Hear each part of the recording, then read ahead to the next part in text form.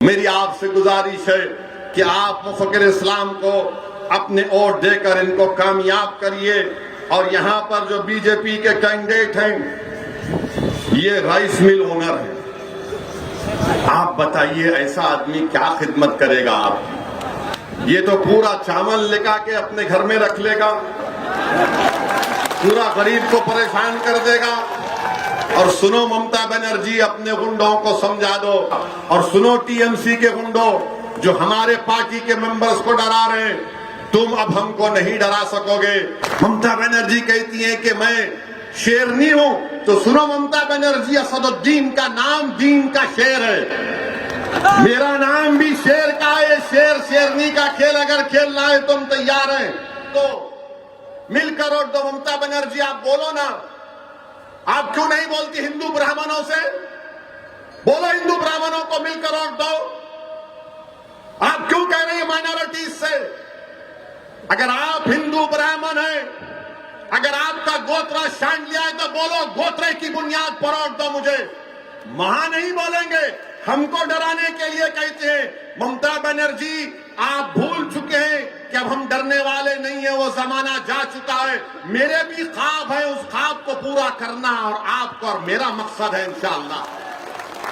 ममता बनर्जी कहती है कि मैं शेरनी हूं, तो सुनो ममता बनर्जी, असदुद्दीन का नाम दीन का शेर है।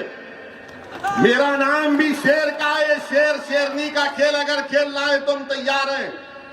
आप कोई भारत की रानी नहीं है, मोदी कोई भारत का राजा नहीं है कि ममता बनर्जी के खिलाफ बोले तो पैसे ले लिए, मोदी के खिलाफ बोले तो ये एंटी नेशनल है, जिहादी है। ये कौन सी सियासत आप लोग चला रहे हैं? मेरे अजीज दोस्तों और बुजुर्गों, मेरी आपसे गुजारिश है कि आप मुफक्किर इस्लाम को अपने वोट देकर इनको कामयाब करिए। और यहाँ पर जो बीजेपी के कैंडिडेट हैं ये राइस मिल ओनर है। आप बताइए ऐसा आदमी क्या खिदमत करेगा आप? ये तो पूरा चावल लेकर के अपने घर में रख लेगा, पूरा गरीब को परेशान कर देगा। और बीजेपी क्या कर रही है? अभी थोड़े दिन पहले अखबार में आपने फोटो देखा होगा है, मोदी जी के बाजू एक आदमी खड़ा हुआ है, सर पे टोपी है। देखा फोटो आपने? मोदी जी खड़े हैं, सर पे एक टोपी है और उनको कान में कुछ बोल रहा है। देखा ना फोटो आपने? तो मीडिया के लोग हमसे पूछे क्या बोला होगा वो, तो हम बोले तुम सुनोगे? तो बोले बोलो। मेरे को नहीं मालूम कि वो क्या है, कौन है, मैं तो आप जानते हैं, मैं तो नहीं जानता। बोले क्या बोला होगा? तो उसने कान में कहा, मोदी जी मैं बांग्लादेशी नहीं हूं। किसी ने पूछा और क्या कहा होगा? तो उसने कहा, मोदी जी हम कागज नहीं दिखाएंगे एनआरसी एनपीआर के लिए। फिर किसी ने पूछा और क्या कहा होगा उस लड़के ने मोदी जी को? तो उसने कहा, मोदी जी हम ट्रिपल तलाक के कानून को नहीं मानते। फिर किसी ने पूछा और क्या कहा? तो उस शख्स ने कहा हो सकता है कि मोदी जी मेरी तरह की टोपी कब पहनेंगे आप? फिर किसने पूछा और क्या कहा? तो उसने कहा, मोदी जी मैं तो सर पे टोपी पहना हूं, कम से कम आप तो देश की जनता पर टोपी मत पहनाओ, बहुत पहना चुके हैं। बीजेपी हर मैदान में नाकाम साबित हो चुकी है। ममता बनर्जी कांग्रेस और वाम की वजह से बंगाल में बीजेपी आई है। मेरी आपसे गुजारिश है, मेरी आपसे इल्तिजा है, मैं आपको सच्चाई बयान कर रहा हूं। ये रात बड़ी लंबी रहने वाली है, ये रात बड़ी लंबी रहने वाली है। इसलिए जरूरी है कि इस अंधेरी और तूफानी रात में आपको एक रोशनी की जरूरत है, और वो रोशनी मजलिस इत्तेहादुल मुस्लिमीन आपके रूप में है। आप इसको जमात को मजबूत करिए। बिहार में अख्तरुल ईमान साहब हैं, हमने वहां पर 5 एमएलए हमारे जीत कर आए। वो सीमांचल की सरजमीन जो भारत की सबसे पसमानदा सरजमीन है, वहां पर अख्तरुल ईमान की क़ियादत में 5 एमएलए जीत कर आए।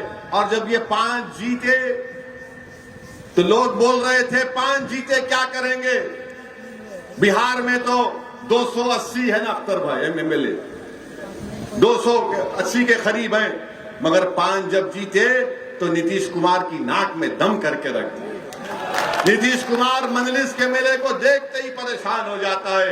इसी तरह अगर मुफक्किर इस्लाम यहां से कामयाब होगा तो जब वो बंगाल की असेंबली में जाएगा तो इतिहार की जनता की आवाज बनेगा, गरीब मजलूमों की आवाज बनेगा, दलित, मुसलमान और आदिवासी तमाम गरीबों की आवाज बनकर उनके हक के लिए, उनके इंसाफ के लिए लड़ेगा। मजलिस इत्तेहादुल मुस्लिमीन आपके साथ है मेरे अजीज दोस्तों और बुजुर्गों। एक और बात मैं आपको बताना चाहता हूं कि एक मजदूर हमारा भाई हैदराबाद में, उसका इंतकाल हो गया था, जिसका नाम अमीन शेख था, 24 साल का। उसकी 2 बेटियां थीं। उसके खानदान वालों ने हमसे राब्ता किया, कांटेक्ट किया और कहा कि उसकी लाश को वापस भिजाना चाहिए। तो हमारे मुख्तदिर बाबा कॉरपोरेटर हन्नान साहब ने एम्बुलेंस के जरिए सुरजापुर में उसकी डेड बॉडी को हैदराबाद से भिजाया। मेरे अजीज दोस्तों और बुजुर्गों, हम कोई एहसान नहीं किए, ये हमारा कमिटमेंट है कि हम आपके साथ में हैं और आपके साथ खड़े रहेंगे। हमारा एक और महबूब आलम हमारे पार्टी का मेंबर है।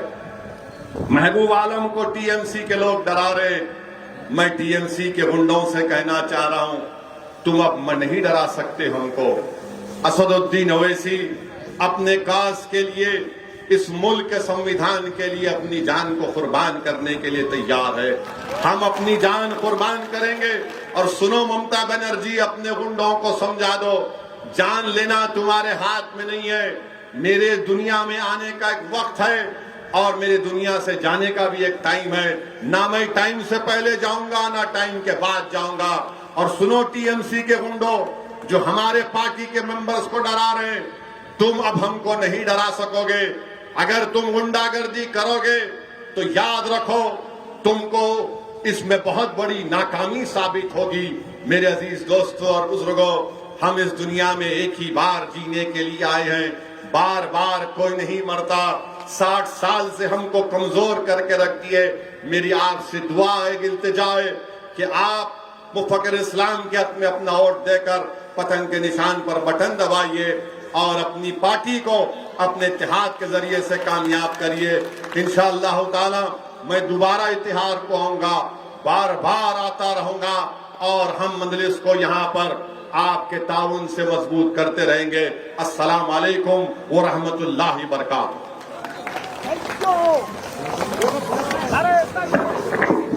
অসংখ্য ধন্যবাদ মিম প্রধান।